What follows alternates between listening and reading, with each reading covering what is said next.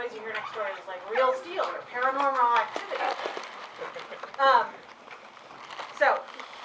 I'm going to ask a couple questions, and I hope you guys will be thinking of some questions too, because there's, I think, maybe many to ask.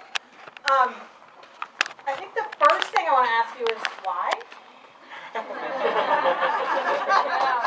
Because I love the film. So what was going on there? What? You have to be more specific. Because I wanted to make a movie? No, why rock and roll, horror? Yeah, I mean, it's really just, I just kind of thought of it driving home from upstate with my wife. And Joe and Sam and I were waiting for the rights to do something else. And I was getting antsy and I wanted to make a film. And I said to my wife, you know, what do I have available to me? I have a friend who I think is a great composer, and a friend who's a writer, and I have woods in my backyard upstate.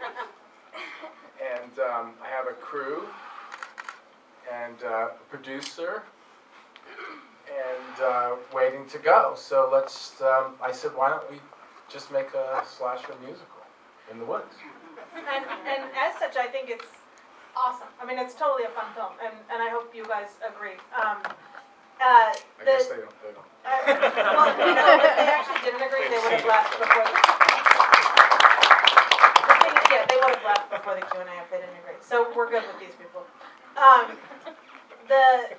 The heart of the film is that you cast these, I guess, unknown or non-actors. I mean, are they non-actors? Some of them, yeah. I mean, a couple of the girls were actresses. Some acted when they were young, but most of the cast had never acted before. And but there was no casting director.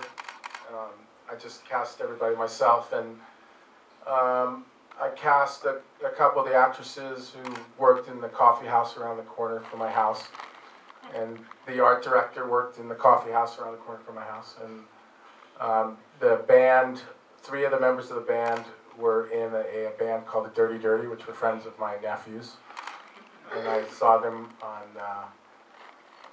you remember MySpace before?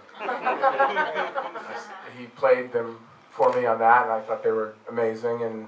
And Sam helped pull in a couple of the other guys who we talked to, and yeah, they were basically non-actors and a couple of actresses. And Sam, you guys have it seems a very. Kira is here, isn't she? Yeah. There, Kira, stand up. This is Kira. She's in the film. Everybody, give her a nice applause.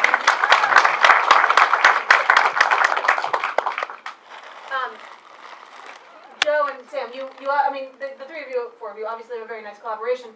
You wrote the script and then you wrote the music, or the music came first, or how did the music? Because the music's obviously so integral to the storytelling.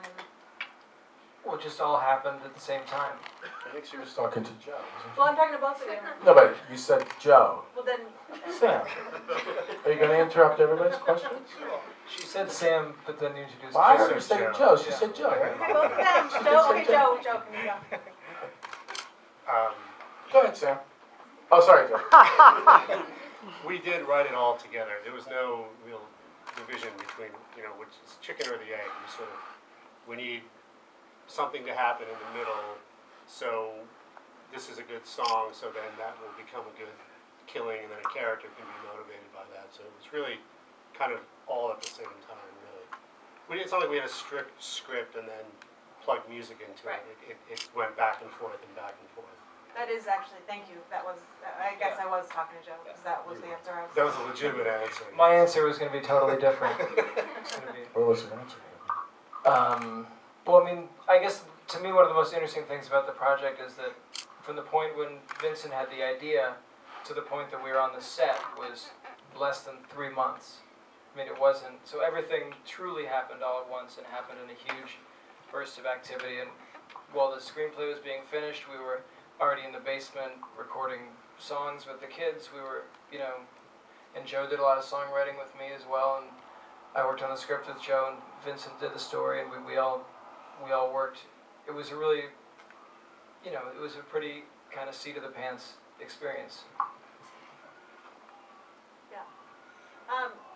Erica, What's it like wrangling these people? It's awesome.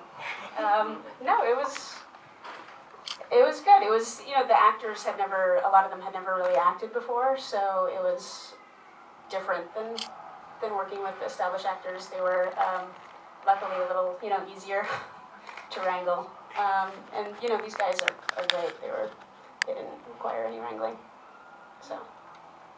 Okay, I'm gonna ask you, if you guys have no questions, I'll continue to ask, but if anyone has a question, you can feel free to raise your hand.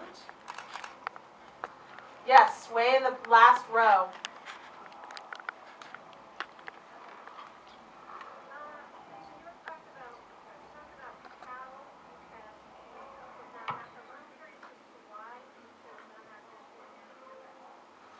Because can you, is this working? No. Yeah. A little bit.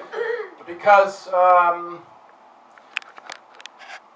wanted to have like a slacker feel because it was a musical. So I thought that, not that this was a great idea, it was just an idea, but I thought that it would be interesting to have to be in a musical, but the performances be so different, not heightened at all.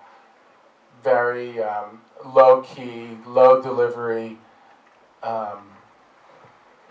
You know, much like, you know, Smith and Linklater's early films, you know, that kind of slacker feel, as in contrary to the music in the film. That's how I saw the film. I told these guys early on that's how I saw it, and so on the set, even with the more experienced actresses, you know, the one thing that had to match was the realness. Everything had to be very kind of real, and if it wasn't real, then it at least had to sound real. It had to feel, the words coming out of their mouth had to be much like people talk in real life, flat. The lines had to fall flat as much as possible. I just thought it would be interesting to see it like that.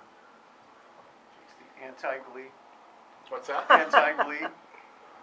Anti-Glee, the television show. Right.